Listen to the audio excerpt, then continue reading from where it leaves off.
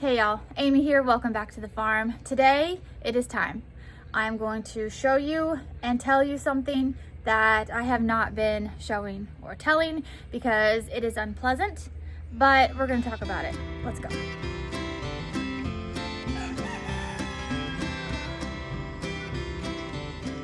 You probably haven't noticed, but when I show the 4 bulls that I still have here on our property, I show them at a distance, and I typically do not show all our cows all at once because there has been a condition going through them that is unpleasant to look at, and I'm going to tell y'all about it today.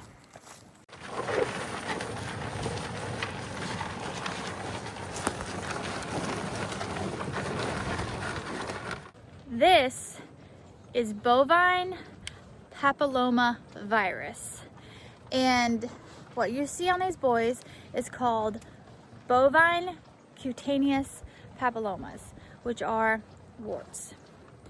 And we're gonna have a little chat about this.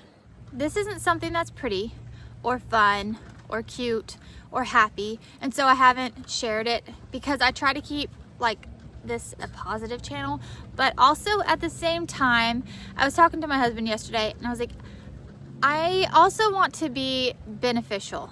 Okay, I want to be able to show things that we're going through here that could maybe help other people. So I decided to go ahead and share this, even though it's unpleasant. Bovine papillomavirus, which is called BPV for short, is basically just warts in cattle. It's a virus that gives them warts. Now, it is highly contagious, but it's species specific, which means only a cow can give it to a cow.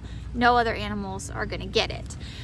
Now, it's probably been 8 months ago, maybe more than that. Maybe it's been a year now since this virus entered our herd. Usually, or I should say always, I guess. Always, what happens is it's by contact. An infected animal will come in contact with another animal and give it to it that way. Or it can pass from like shared halters or feed buckets or something like that. We don't know how this could have happened. The only possible way is perhaps an insect or something may have brought it here. I have read that that is a slight possibility because we had no animals come in, we had no contact, it's closed herd. There was nothing that could have brought it in. So we don't know where it came from and we don't know how it got here, but it's here. With this virus, they will get these warts head, neck, and sometimes on their feet. Now, 3 of these boys have it, 1 doesn't. I'm not really sure if like perhaps some cows are asymptomatic or something and they just don't get the warts on them. I don't know, but 3 of them have it. Now, it's just basically a benign wart and it comes up and it will just spontaneously go away on its own. As the cow has it, it builds an immune response to it. The warts will eventually go away, which can take months for it to go away. It can take a long time. And as long as the warts don't get like infected or anything, if they're just dry and just there, there's nothing that you can really do, and it doesn't affect the cattle at all. There is a vaccine that can be given to cows if you have an issue with this in your area or something, that before them getting it, you're concerned that they can be given. We don't vaccinate our cows. That's just a choice that we have made here. And this just, like I said, came from who knows where. We don't know why. Obviously, if we were bringing in other animals from unknown locations, that would give us a reason to be more careful, to quarantine first, to vaccinate, things like that. But we don't do that. This is a closed herd. It's cow-calf operation. We did just bring a bull in, but that was from my brother's closed herd that we know of his. So there should have been no reason for there to be an issue here. We don't know where it came from, like I said. However, it's purely cosmetic, really. And I'm gonna show you a couple of cows that have had it. When I say cows, the warts affect cows like 2 years old and younger. None of the older cows have had any symptoms whatsoever. Typically, it's only in younger bovine. Now, there is things that you can do to help support the cow's immune system. You can, well, these are all things that I have done. I have treated with ivermectin and agromectin on top of their, regular deworming. I have put apple cider vinegar in their water. They have extra minerals. They do have their mineral block, but I also do a powdered mineral that goes in their water. There's the warts themselves. I have probably I would say twice a week, spray them with Vetricin. I don't know if that does anything, but I'm just like, I feel like it probably would do something. So, because it's antimicrobial, so I just spray them with that. And it's basically just a waiting game. You just wait for them to fall off. They heal themselves. There is one other thing that you can do that helps boost the immune system against it. I'm gonna say what it is. It's kind of yucky, so if you don't want to hear it, like, mute me for the next 20 seconds. I'll give you a second. Okay, the other thing that you can do is you can remove some of the warts, put them in their feed for the cow to then consume, which then helps boost the immune response.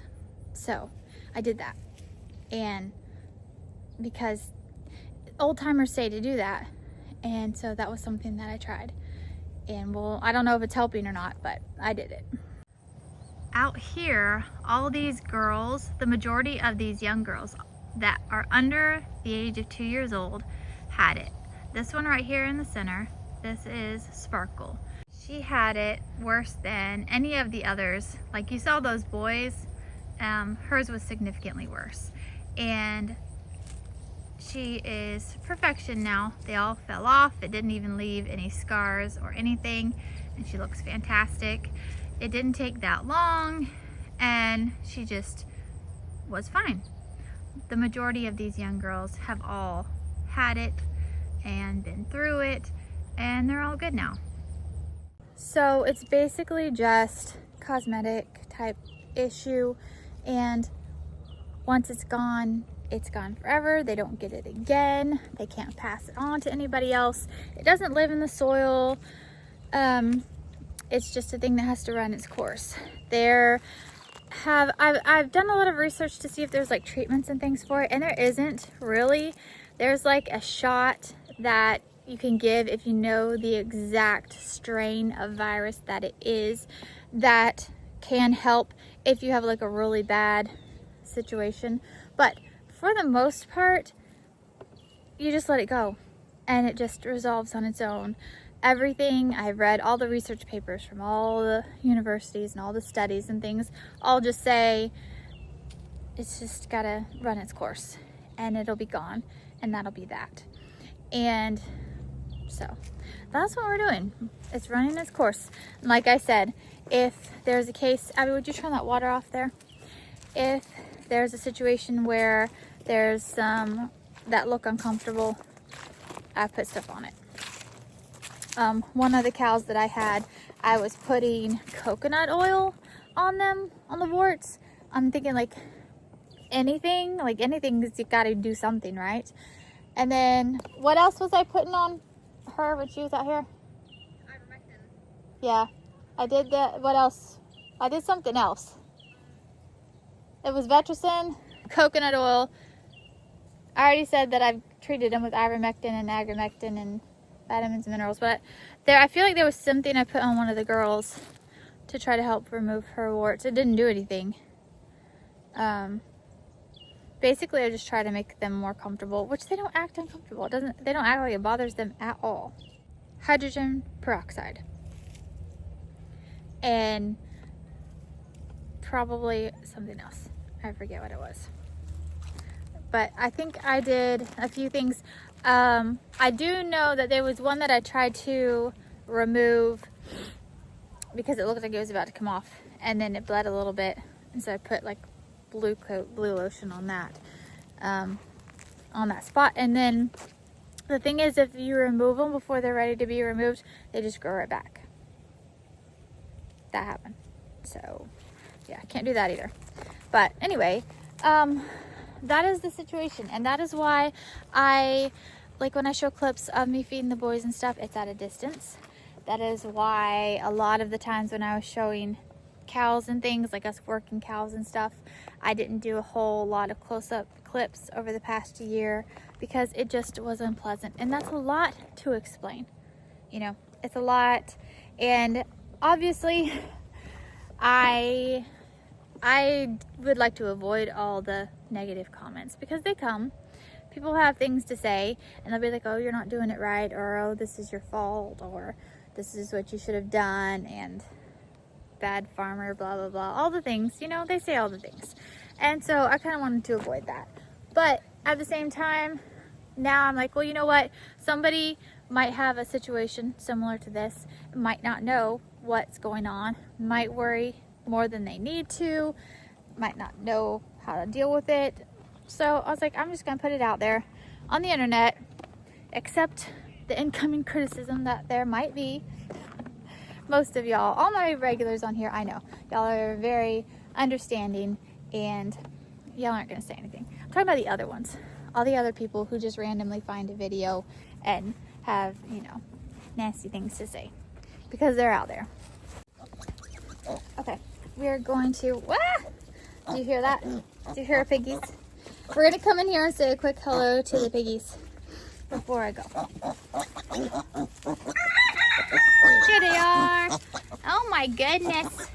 They say Mom needs food. It's time for food. It's not. It's not time to eat. Oh my gosh. Oh my gosh. Oh my goodness gracious. It's not. You're not hungry. It's not time yet. It's not time yet. Pig nose.